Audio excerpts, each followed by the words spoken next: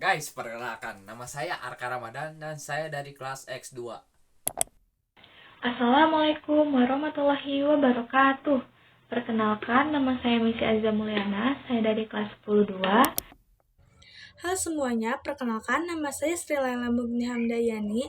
Saya dari kelas 102. Di sini saya akan mengkritik sebuah cerita yang berjudul Selat Bali. Nama saya Tasya Apriliani dari kelas 102. Saya di sini akan mereview teks hikayat Selat Bali. Tahukah Anda bahwa di balik keindahan Selat Bali tersimpan legenda yang penuh mistis dan tradisi yang mendalam? Selat Bali bukan hanya pemisah antara Pulau Jawa dan Pulau Bali, tetapi juga kaya akan nilai budaya dan legenda.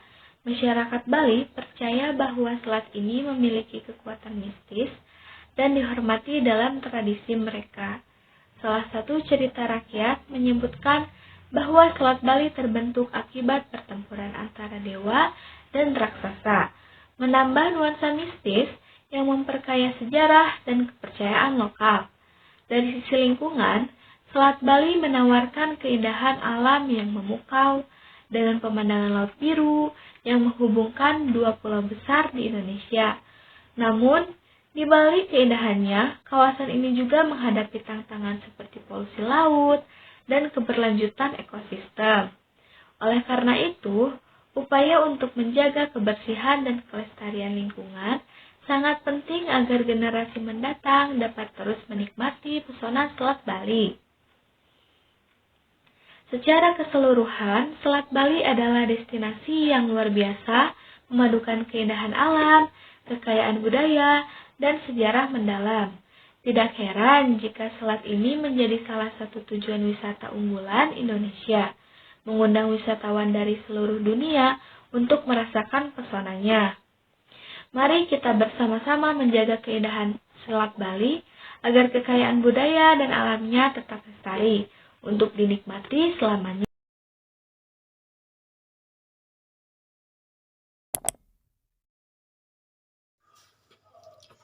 Legenda Selat Bali. Pada zaman dahulu di daerah Jawa Timur hiduplah seorang Brahmana sakti yang bernama Sidi Mantra. Ia adalah orang yang sangat bijaksana dan dihormati oleh masyarakat. Sidi Mantra memiliki seorang anak laki-laki bernama Manik Angkeran yang sangat nakal, pemalas, suka berjudi. Karena kebiasaan buruknya, Manik Angkeran sering berutang banyak kepada orang lain. Suatu hari, utangnya menumpuk begitu besar hingga ia meminta bantuan ayahnya. Meskipun kecewa dengan perilaku anaknya, Sidi Mantra tetap mencenai Manik Angkeran. Untuk membantu anaknya, Sidi Mantra pergi ke Gunung Agung, tempat tinggal naga Besuki, seekor naga sakti penjaga harta karun. Dengan doa-doa dan mantra suci, ia memanggil naga Besuki. Sang naga akhirnya keluar dan memberikan harta karun kepada Sidi Mantra. Dengan harga itu, utang Manik Angkeran dapat dilunasi. Namun keburukan sifat Namik Angkeran membuatnya kembali berjudi dan menghabiskan harta itu. Kali ini ia mendatangi Naga Besuki sendiri tanpa sepengetahuan ayahnya. Namik Angkeran memohon harta kepada sang naga, tetapi naga itu menolak memberikannya. Dengan serakah, Namik Angkeran mencuri harta dan memotong ekor Naga Besuki agar bisa mendapatkan lebih banyak emas. Naga Besuki yang marah melawan Namik Angkeran dengan napas apinya. Naga itu membakar tubuh Namik Angkeran hingga menjadi abu. Mendengar kabar tersebut, Sidi Mantra sangat sedih.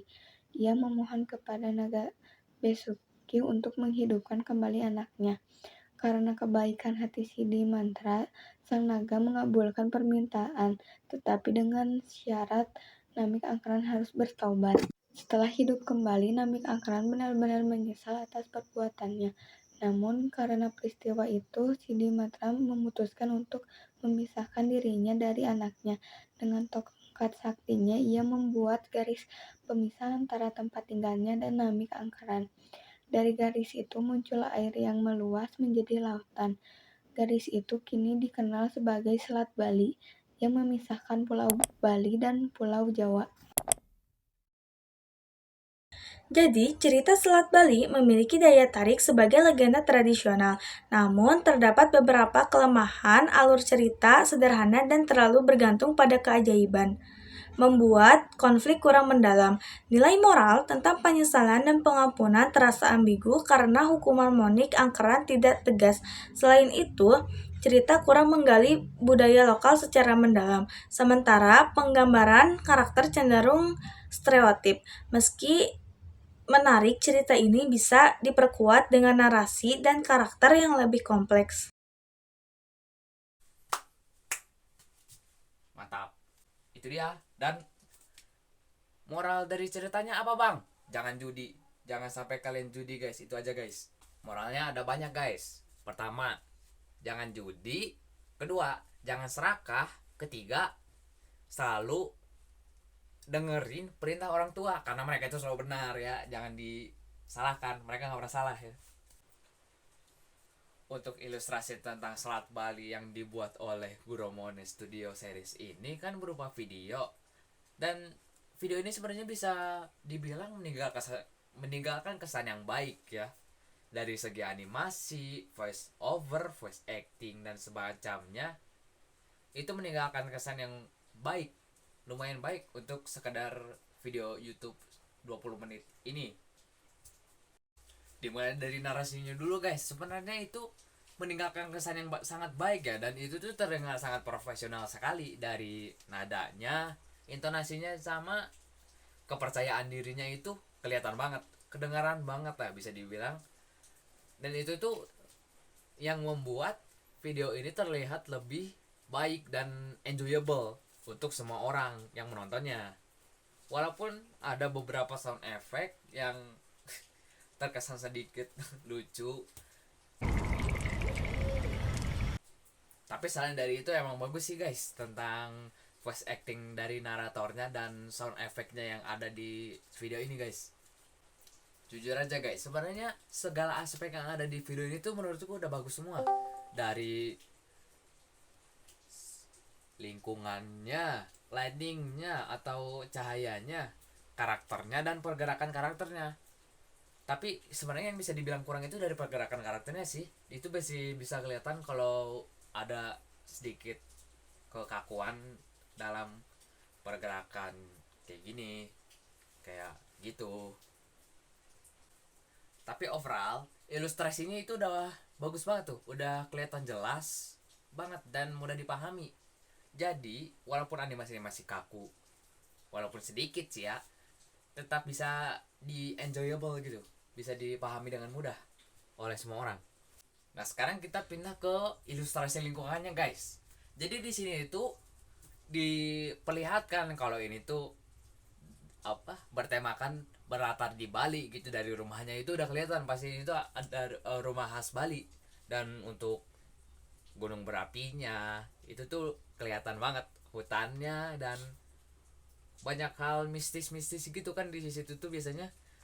Aduh, sebenarnya gini, guys, gak banyak yang bisa ku kritik dari video ini karena emang banyak aja yang udah cocok sama cerita Selat Bali ini, dari ilustrasi, voice over, bahkan ceritanya pun diperjelas di sini. Jadi dibanding sama ngebaca dari websitenya langsung atau dari berbagai website yang ada di Google,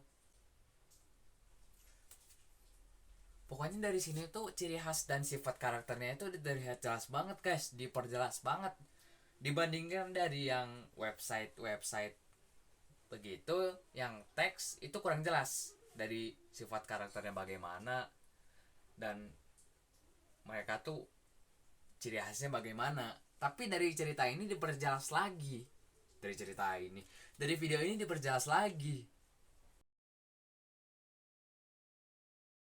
Poin dari cerita Selat Bali adalah pentingnya pengendalian diri, kejujuran, dan penyesalan atas kesalahan. Monik Angkeran yang durhaka dan tidak menghormati ajaran ayahnya, akhirnya menyesali perbuatannya. Setelah menerima hukuman, cerita ini juga menggambarkan hubungan antara tindakan manusia dan konsekuensi besar yang terjadi, seperti terbentuknya Selat Bali sebagai akibat dari konflik tersebut.